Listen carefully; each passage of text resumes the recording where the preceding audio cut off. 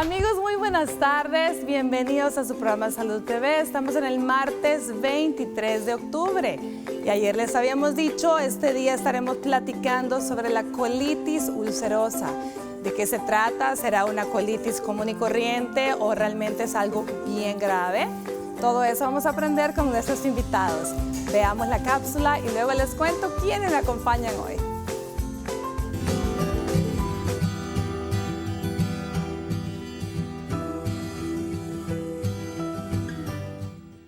La colitis ulcerosa es una enfermedad intestinal inflamatoria crónica. Si bien la causa específica se desconoce, se sabe que intervienen tanto factores genéticos como ambientales, tales como alteración de las bacterias intestinales y aumento de la permeabilidad intestinal, que desregulan la inmunidad, causando una respuesta inmunológica exagerada que provoca lesión.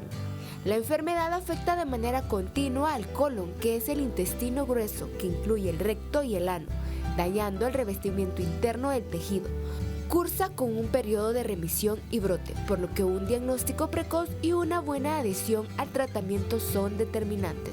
Los síntomas de una colitis ulcerosa son la urgencia e incontinencia para defecar, cesación de vacío incompleto, incremento de la frecuencia de movimientos intestinales, mucosidad en las heces, defecación nocturna, flatulencia, dolor abdominal y sangre en las heces. En función de las zonas afectadas por la enfermedad puede predominar unos síntomas u otros. En este sentido, los pacientes con proctitis que tienen afectada principalmente la zona del recto pueden presentar de manera urgente. Mientras que en la pancolitis, cuando todo el colon está afectado, la diarrea sangrante y el dolor abdominal. Si usted está presentando este problema, quédese en sintonía de su programa Salud TV para que nuestros especialistas puedan darle las mejores recomendaciones.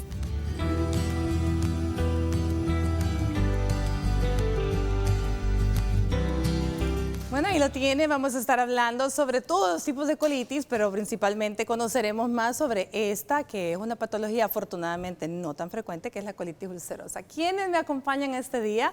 Bueno, especialista en gastroenterología, el doctor Rodolfo Ortiz. ¿Qué tal, doctor? ¿Cómo está? Muy bien. Por aquí esperamos que podamos ayudar de alguna manera a informar a la gente sobre este tipo de patologías que, aunque son raras, pues siempre es conveniente tener la información y tomarla en cuenta. Así es, doctor, porque si uno por lo menos ya tiene una idea, se le ocurre, ¿verdad? Pero si no la conoce, puede ser que pase desapercibida y por eso sea más rara, porque no se diagnostica. Exacto.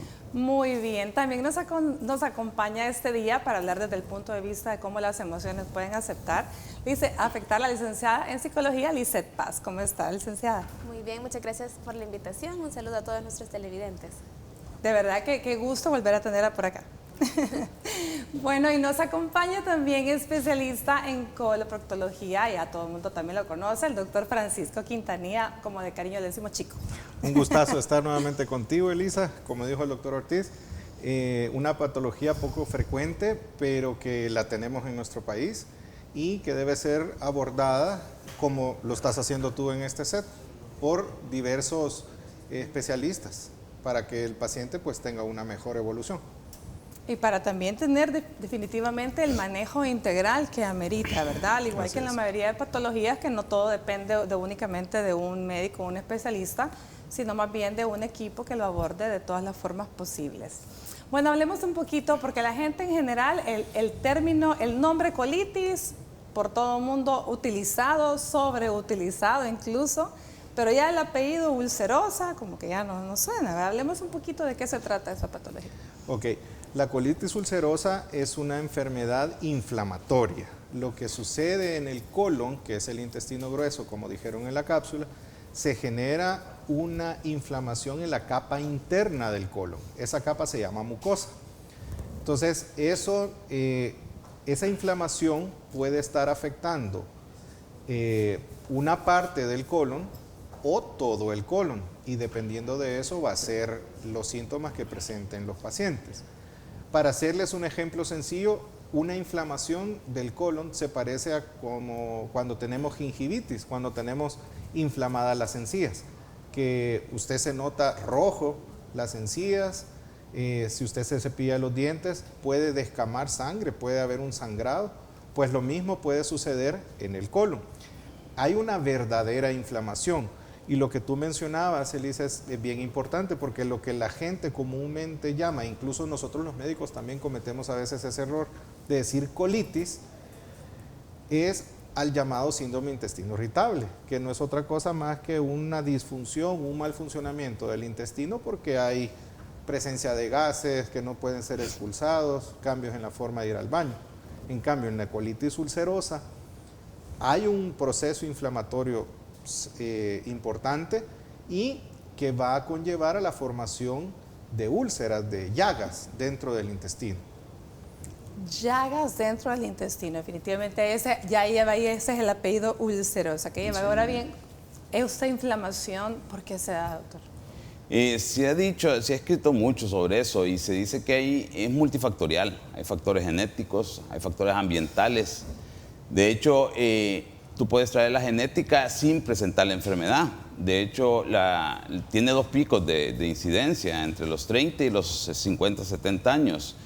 Y en esto tú puedes tener la predisposición genética, sin embargo no desarrollas la enfermedad hasta llegar a esas edades. Y puede ser un factor externo, ya sea alimentos, puede ser estrés, puede ser procesos virales infecciosos, que son los detonantes. Y esos son los que hacen que el cuadro infeccioso se manifieste, inflamatorio se manifieste. Como tal, que es el cuadro de rectorragia, que es el sangrado que uno evidencia. Esa es la característica es un sangrado el que presenta el paciente cuando defeca. Por lo tanto, tiene que haber esa predisposición genética y cualquier injuria, ya sea emocional, viral, lo va a detonar a estas edades que usted está mencionando, 50, 70 años. Hay 2 picos, son 30, 40 y el otro pico es de los 50 hacia arriba, 70 años. Muy bien, entonces, por lo tanto, eso es lo que la vuelve como menos frecuente porque no tanta gente va a tener esta predisposición genética, exactamente. ¿Cierto? Ahora bien, ¿con qué se puede? O sea, obviamente se confunde más con el cuadro de intestino irritable. De síndrome de intestino irritable, al cual, como tú bien lo has dicho, nosotros los médicos somos los primeros en cometer ese error porque le llamamos colitis a todo, ¿verdad? Entonces esa es la razón de por qué la gente también ha aprendido a hacer lo mismo, ¿verdad? A enumerar cualquier dolor de bajo vientre, colitis. Así es.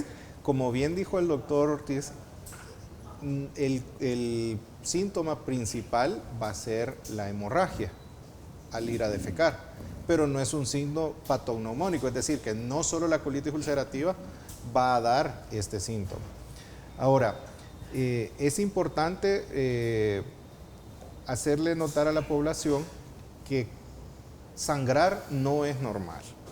Sangrar definitivamente no es bajo ningún punto de vista es signo de alarma. Entonces, son signos de alarma, como bien dijo el doctor, entonces debe consultar por esto. Entonces ya nosotros, en base a lo que el paciente nos cuenta, cómo son esas deposiciones, si se acompaña o no de diarrea, porque si la inflamación, que esto es bien importante saberlo, hay 3 formas de presentación anatómica. Una es que solo afecte el recto, es decir, la parte distal del intestino grueso. Otra es que afecte el intestino del lado izquierdo, el colon del lado izquierdo. Y otro es que afecte todo el colon, eso se llama pancolitis. Dependiendo de la afectación que tenga, entonces así también van a ser los síntomas. Los síntomas característicos pueden ser sangre en las deposiciones, puede haber pujo y tenesmo, es decir, que las personas sientan como que tiene ocupado el recto, se sienta en el inodoro, intenta ir, no hace nada, hace un esfuerzo y siente que no vacía. Puede haber también diarrea si está afectado el colon del lado derecho, que es la parte del colon que se encarga de absorber los líquidos.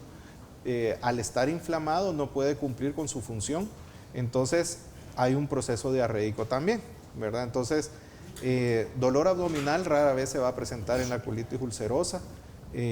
Puede haber una presentación aguda que se llama fulminante, que ahí sí pueden haber síntomas graves, fiebre, dolor abdominal, una hemorragia importante, ¿verdad? A ver, Lizeth, Me imagino que ya mencionó el doctor Rodolfo que también el estrés puede ser uno de los detonantes, pero no solo para la colitis ulcerosa, sino incluso también para el síndrome de colon irritable, que creo que por ahí anda. La mayoría de veces el estrés es un detonante fuertísimo. Hablemos un poco de eso. Claro que sí, bueno, conocemos, ¿verdad?, que un mal manejo de emociones, no solo de las emociones negativas, sino que también de las emociones positivas, siempre y cuando sean intensas, nos puede causar repercusiones en nuestra salud. Se ha comprobado, hay muchas investigaciones, ¿verdad?, que dicen que tenemos millones de neuronas, de neurotransmisores en nuestro estómago. Incluso lo llaman que es nuestro segundo cerebro, ¿verdad?, aunque no es capaz de producir emociones, pero sí puede percibir todas las emociones que vamos percibiendo, ¿verdad?, día a día, momento tras momento, desde el cerebro. Entonces es aquí cuando las personas dicen, es que me enojé tanto que me dolió el estómago, o es que me puse tan triste que sentí un nudo en el estómago. Entonces acá vamos viendo cómo esto se va relacionando, y esto es bastante certero, ¿verdad? Un manejo de estrés o que vivamos tanto estrés, ¿verdad?, día a día, puede provocarnos todos estos síntomas, ¿verdad?, todas estas enfermedades del estómago. Bueno, el estómago y en este caso el intestino es bien importante. Ahora bien, ¿qué otros? Porque tú mencionaste que la colitis ulcerosa, que es de la que estamos hablando, no siempre tiene hemorragia, aunque cuando se presenta probablemente es de las primeras patologías que habrá que descartar.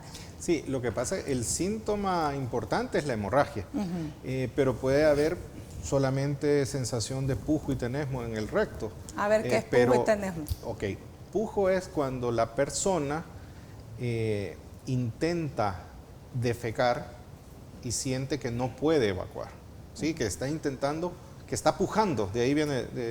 Y tenesmo es que si logra defecar, pero siente que persiste todavía ocupado su recto. Entonces, esas dos combinaciones es lo que usualmente el paciente que está afectado con una colitis ulcerosa a nivel del recto es lo que va a sentir. Y de ahí el sangrado cuando se da el pasaje de las heces. Pero lo que pasa es que muchas veces lo asociamos a hemorroides, ¿verdad? Entonces, la gran porque mayoría. la población piensa que todo lo que sangra son hemorroides. Sí.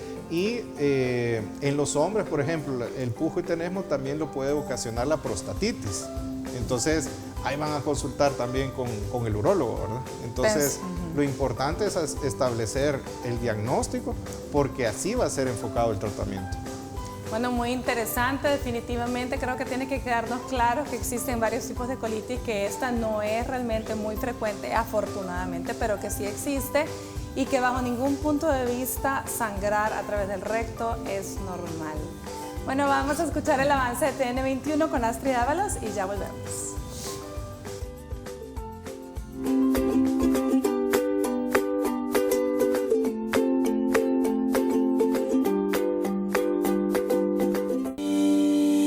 Recuerde que puede comunicarse con nosotros, hacer sus preguntas y enviar sus comentarios a través de nuestras redes sociales. Búsquenos en Facebook como Salud TV y síganos en Twitter como @SaludTVGMB.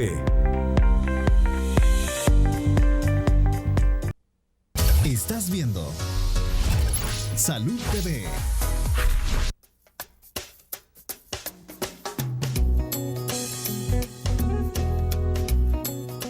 La grasa, las cosas de carnes también.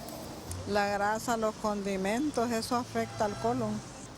Todos los alimentos que tienen grasa. Los condimentos, las comidas grasosas, todo eso, porque yo padezco de eso también. Entonces. Café, la soda, los frijoles.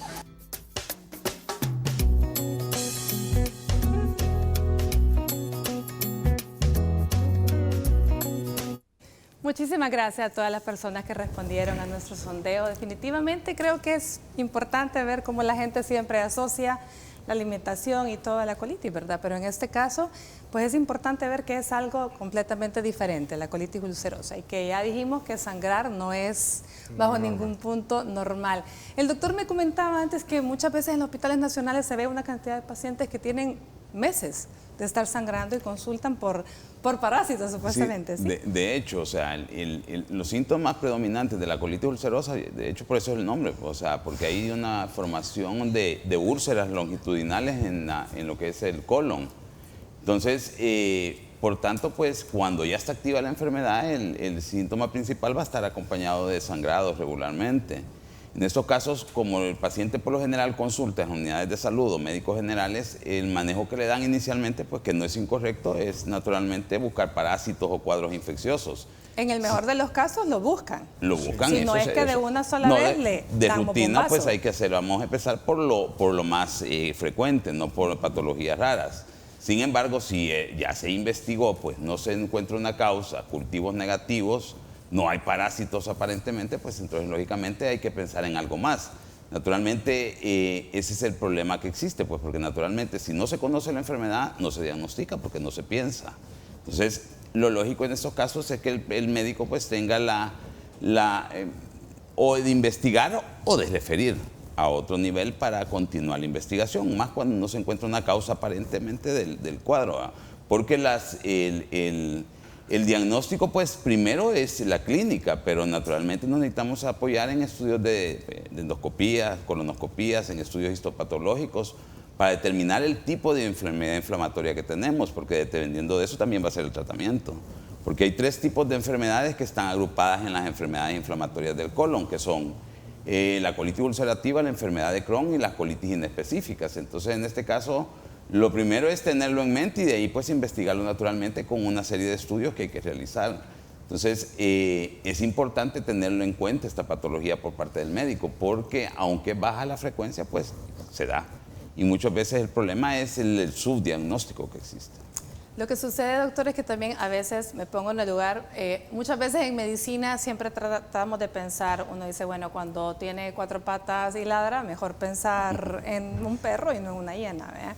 O si tiene rayas, mejor, o sea, pensar, definitivamente ir pensando como en lo más sencillo. Exacto. Pero no se nos tiene que olvidar que también existen otro tipo de patologías que pueden ser más raras y quizás lo que valdría la pena es el seguimiento. Y quizás ahí es donde nos hace falta muchas veces a los médicos el no darle el seguimiento o no explicarle al paciente la importancia en que debe de continuar llegando a sus controles si los síntomas no han mejorado, ¿no? Sí, porque también puede coexistir, por ejemplo, una amebiasis. Entonces, que puede confundir los síntomas o similar los mismos síntomas de una colitis ulcerosa. Entonces, si en un examen de heces sale las amibas, se da tratamiento. Y el paciente tiene historia de sangrado. Y persiste con la sintomatología, entonces ahí, como tú bien decís, ¿qué pasó? Ya le di tratamiento, no mejoró, pensemos en otra cosa.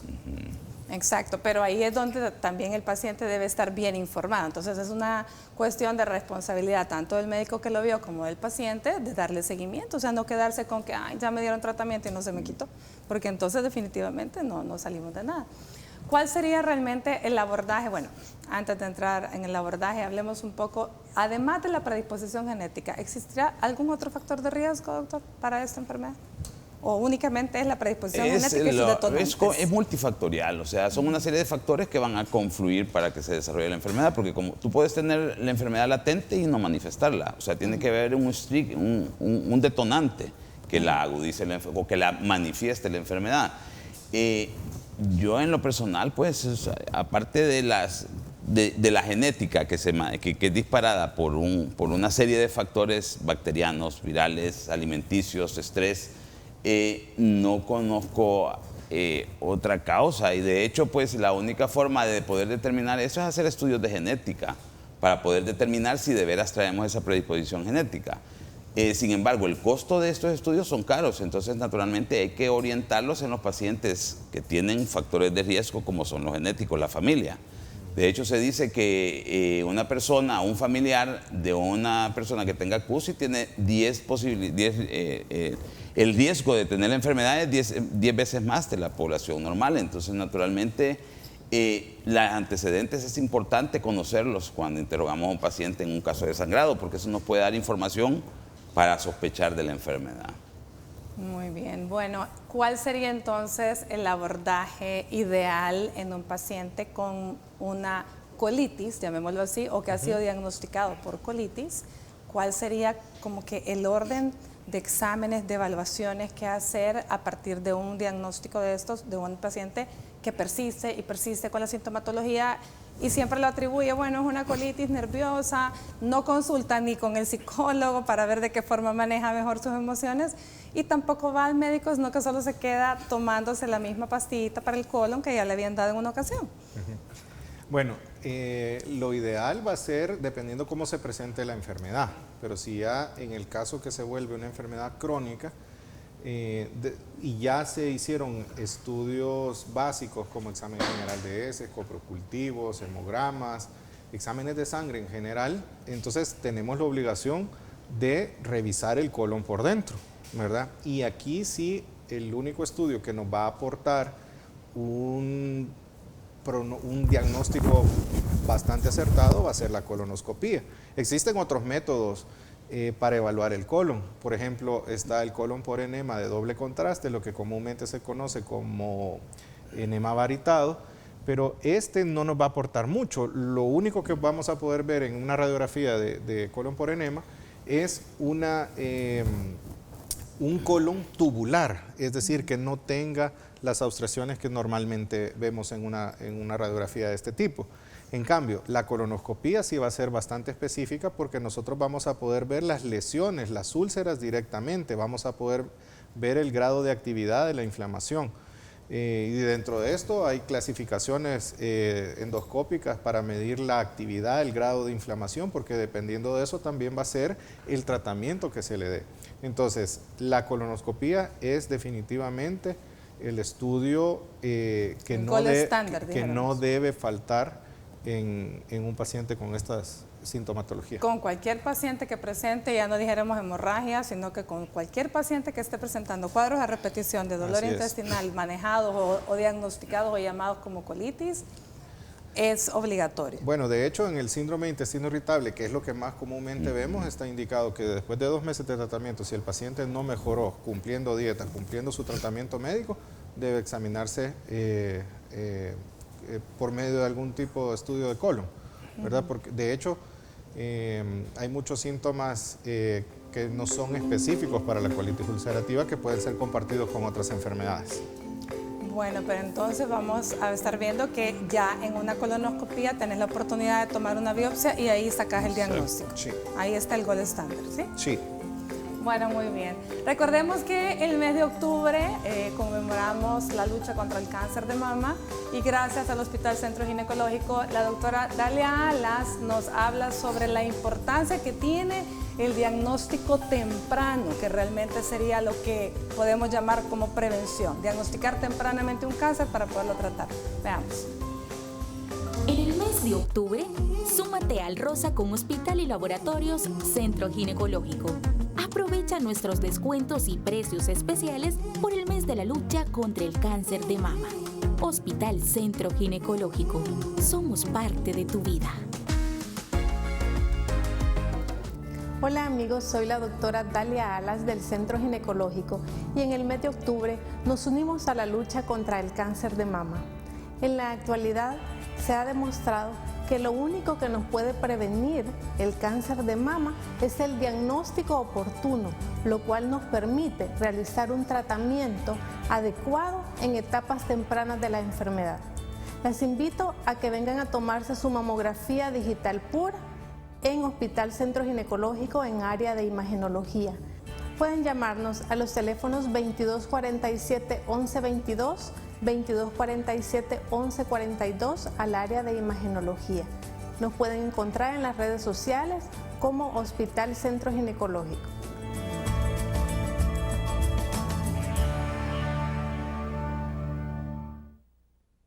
Estás viendo Salud TV.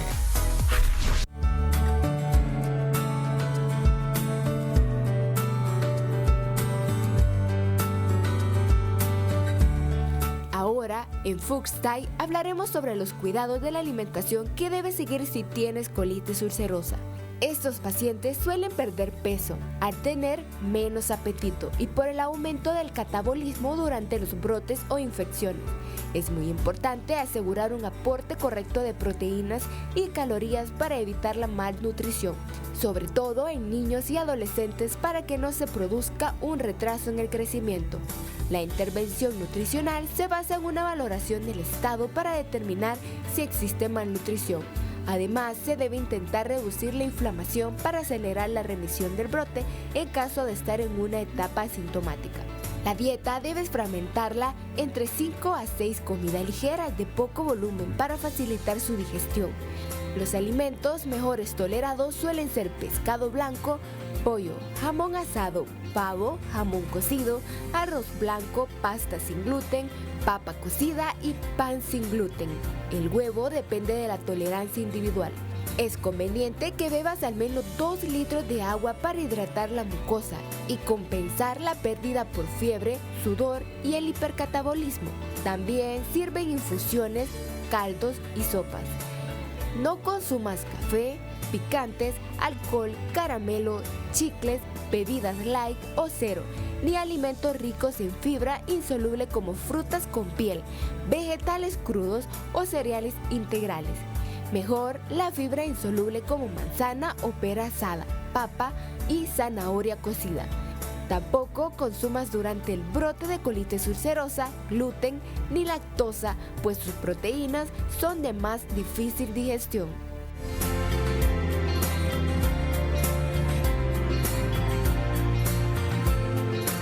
Bueno, muy interesante la sección de Food Style. Estos alimentos probablemente tengan más que ver con el síndrome de colon irritable. Comentábamos acá con los especialistas y me decía, doctor, que usted ha tenido la experiencia de ver que la alimentación en la colitis ulcerativa realmente no afecta tanto si el paciente está inactivo.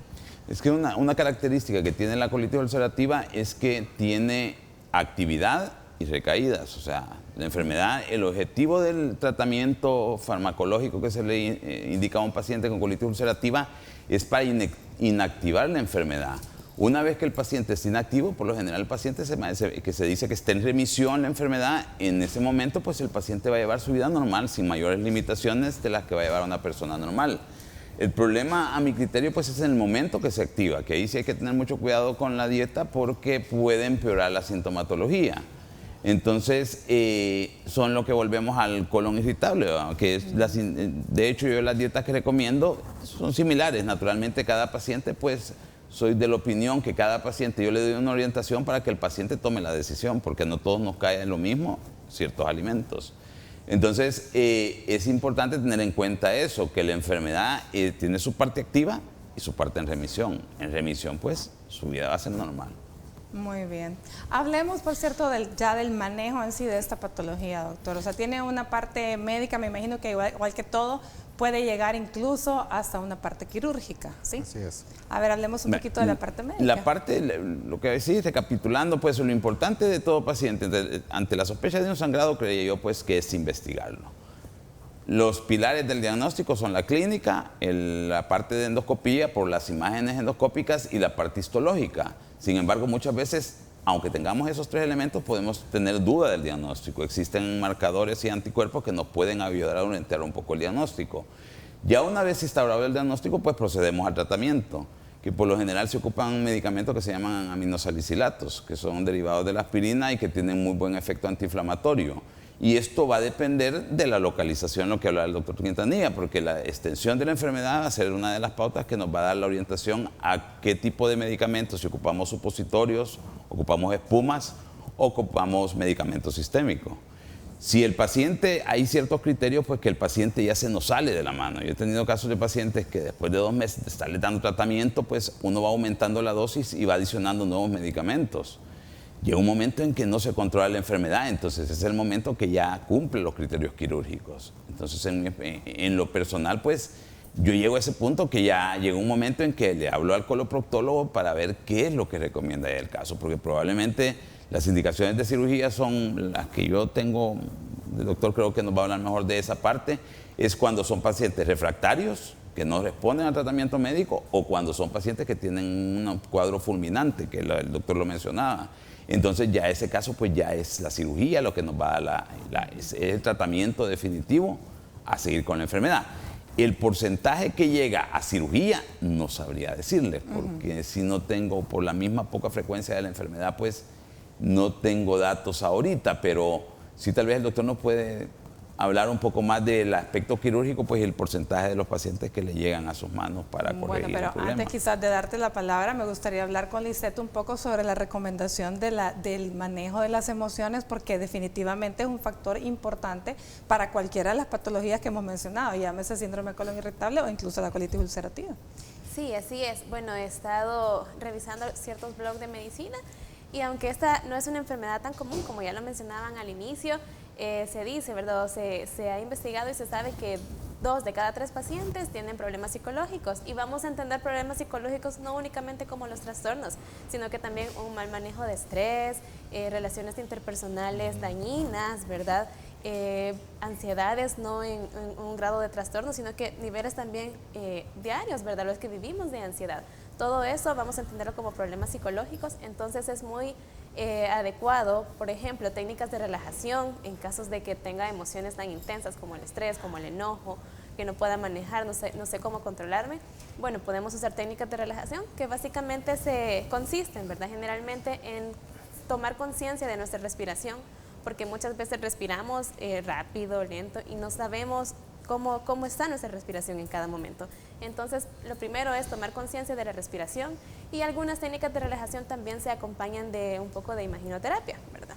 Una técnica de relajación muy efectiva que es bien fácil de hacer consiste en que la persona va a inhalar por la nariz y va a contar en su mente 4 segundos. Entonces, mientras ella esté contando 4 segundos, va a ir inhalando despacio.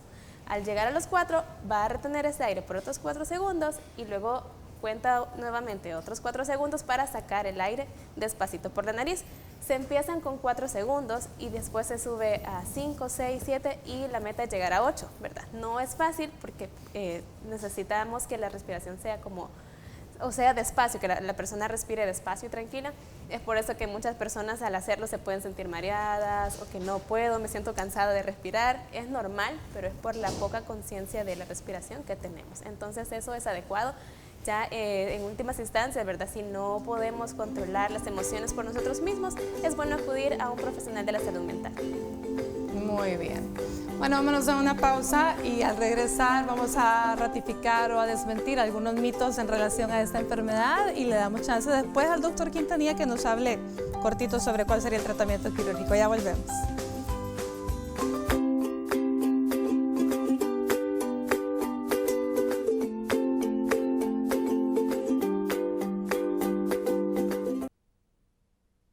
Estás viendo Salud TV.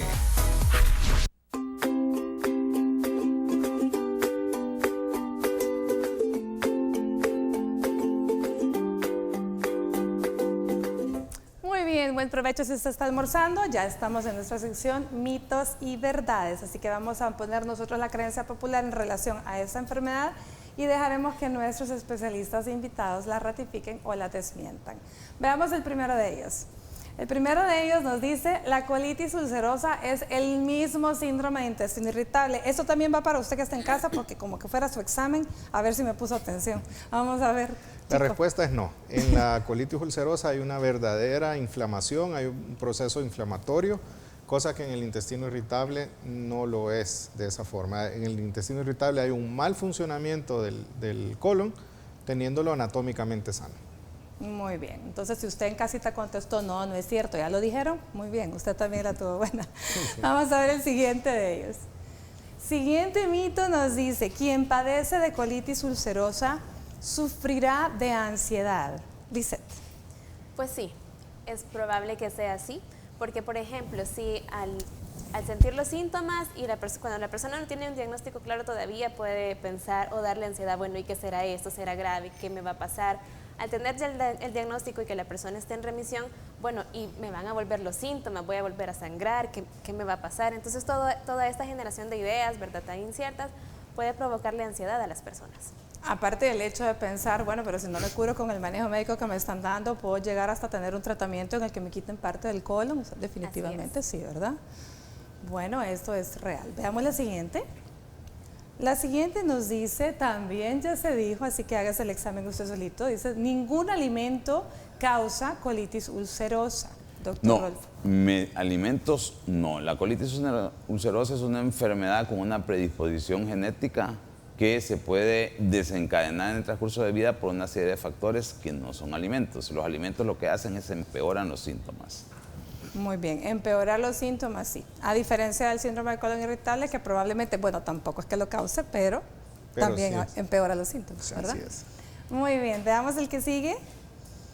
El que sigue dice, no existe una cura definitiva para la colitis ulcerosa, chico. Sí existe. Lastimosamente, la cura para la colitis ulcerosa es eliminar el colon y el recto. Es decir, una cirugía bastante cruenta y traumática. Cruenta, importante, y que es lo que tratamos de evitarle, como bien dijo el doctor, que se trata de hacer todo con los medicamentos para evitarle la cirugía, porque incluso puede llegar a quedar con una ileostomía o una bolsita. El paciente que le quitan, que el tratamiento consiste, dijiste, en eliminar todo el colon completamente y el recto. Todo el intestino grueso. Exacto. Colon y recto. Colon y recto. Entonces, se puede unir el intestino delgado al ano. Ya.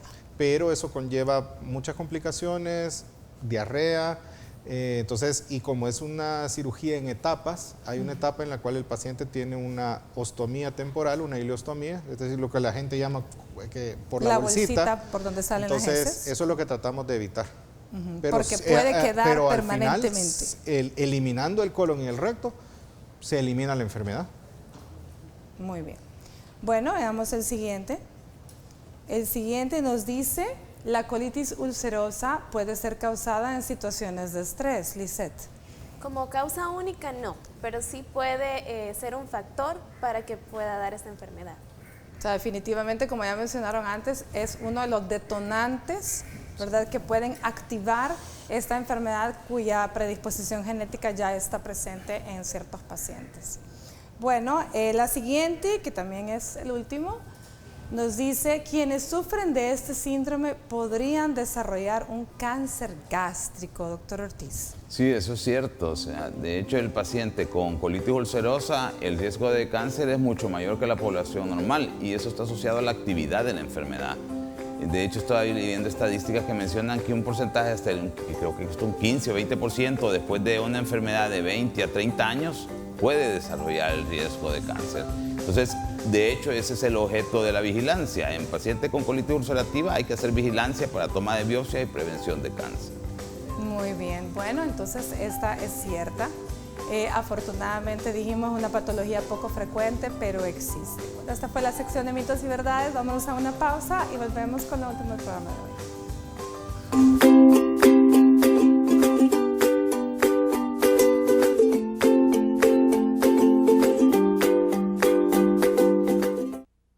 Estás viendo Salud TV.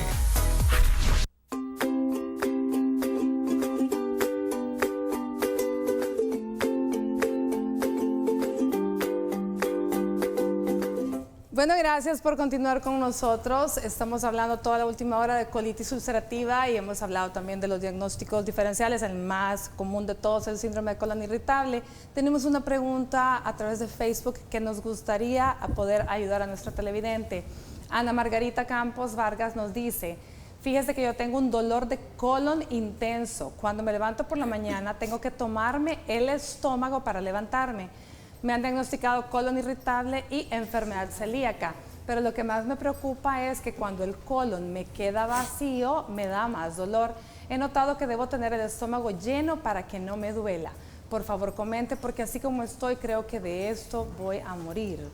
Bueno, gracias doña Margarita por escribirnos. Definitivamente creo que necesitamos darle palabra a la señora y poder ayudarla. Doctor Ortiz, ¿podemos comenzar con usted? Yo pensaría que primero hay que revisar los diagnósticos previos, porque es importante el diagnóstico de enfermedad celíaca. La enfermedad celíaca pues, es una enfermedad igual inflamatoria del intestino delgado que da problemas de mala absorción. y puede dar síntomas como lo que ella describe. Habría que ver cómo está el tránsito para defecar, porque el diagnóstico de colon irritable, muchas veces la enfermedad celíaca es un diagnóstico diferencial del trastorno funcional del colon, del síndrome de intestino irritable. Y por lo que menciona del tipo de dolor que tiene, pues yo esperaría que el dolor se exacerbara cuando es de colon. Pero según ella describe, el dolor disminuye cuando come. Entonces, en esos casos, pues yo pensaría probablemente en más una patología gástrica o duodenal antes, pero como repito, pues habría que ver las características como está defecando, porque es información necesaria para poder determinar si es colon o si es superior el problema. Muy bien. Ahora, Margarita, probablemente al escuchar usted a los 3 especialistas, yo creo que tiene que ordenarse qué va a hacer, porque sería bueno tal vez comenzar de cero y volver a empezar con estos diagnósticos, ¿verdad? Sí, habría que saber la edad de Margarita, habría que ver cómo se establecieron esos diagnósticos, ¿verdad? Porque la enfermedad celíaca se puede diagnosticar de diferentes formas, por medio de una biopsia del duodeno, por medio de test en sangre, ¿verdad? El síndrome de intestino irritable sí es una característica de exclusión, o sea, se tiene que haber eliminado otras causas para decirle que tiene intestino irritable, pero dentro de todo el componente que ella tiene, vemos también un trastorno depresivo, y yo me imagino que es por el hecho de que tanto tratamiento quizás ha estado haciendo y no ve mejoría, entonces creo que también hay un componente ahí de ansiedad, depresión que creo yo que se manifiesta por las expresiones en el Sí, porque yo creería que no la deja ver, porque está adentro del vaso de agua y está ahogándose con los síntomas y no la deja ver más allá.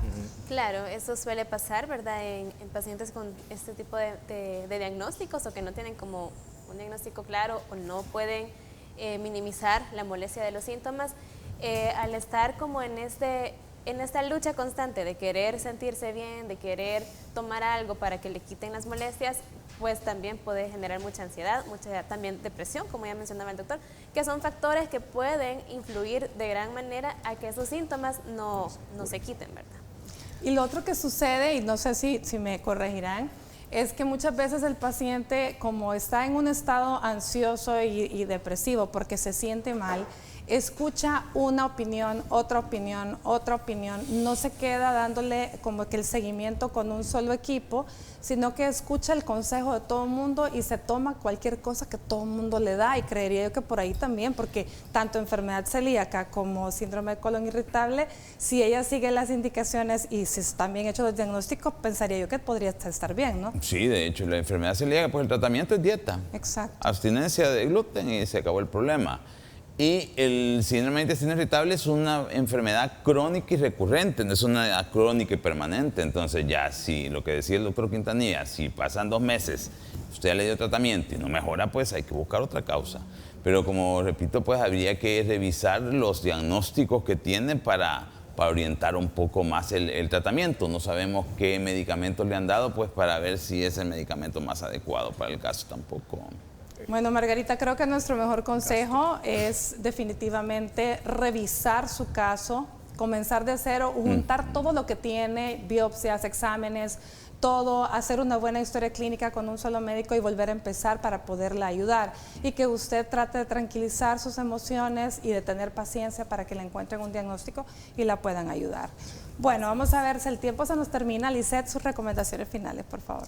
Muy bien, como recomendación, tratemos de aplicar las técnicas de relajación en nuestra vida cotidiana. Yo sé que en estos momentos, en este tiempo, todos andamos corriendo de un lado para otro, pero también no nos olvidemos de este espacio de autocuido, ¿verdad? Que debemos de tener para nosotros, para pues no presentar o que los factores psicológicos no influyan en las enfermedades que puedan aparecer. Muy bien, y antes de darte la palabra para recomendación final, José Mengíbar pregunta qué tan recomendable, a través de WhatsApp nos dice, es tomar ansiolíticos en caso de síndrome de colon irritable. Eso va a depender de cada paciente, no es el tratamiento de enfoque y eso de inicio, pero en ciertos casos sí se puede utilizar, ¿verdad? Pero eso debe ser individualizado. Muy bien, José, también tiene que consultar porque hay que verificar otras cosas además ahí que más está haciendo. Rodolfo, su mensaje final chiquitito, ya, ¿nos vamos? Yo recomiendo, pues, ante todo lo abdominal, de un tiempo que ha sido tratado y no mejora, pues mejor consultar a un especialista. Y por el otro lado, todo sangrado es anormal, hay que consultarlo. Excelente, muchísimas gracias a los tres chicos, Lisette, doctor Rolfo, un gustazo tenerlo por acá. Gracias a ustedes, el día de mañana hablamos de diabetes infantil. Por hoy les deseo un lindo martes y que Dios me los bendiga.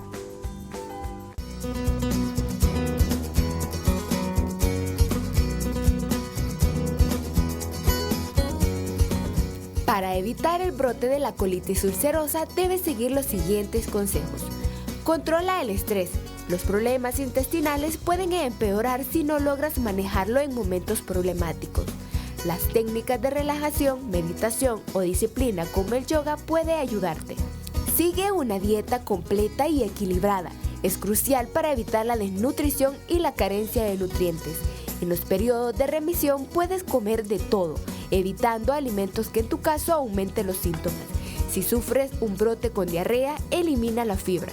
No abandones el ejercicio físico durante el periodo de remisión. Practica el deporte que más te guste para sentirte bien y mantener en forma tu organismo, y siempre sigue las indicaciones que tu médico te indique para obtener mejores resultados.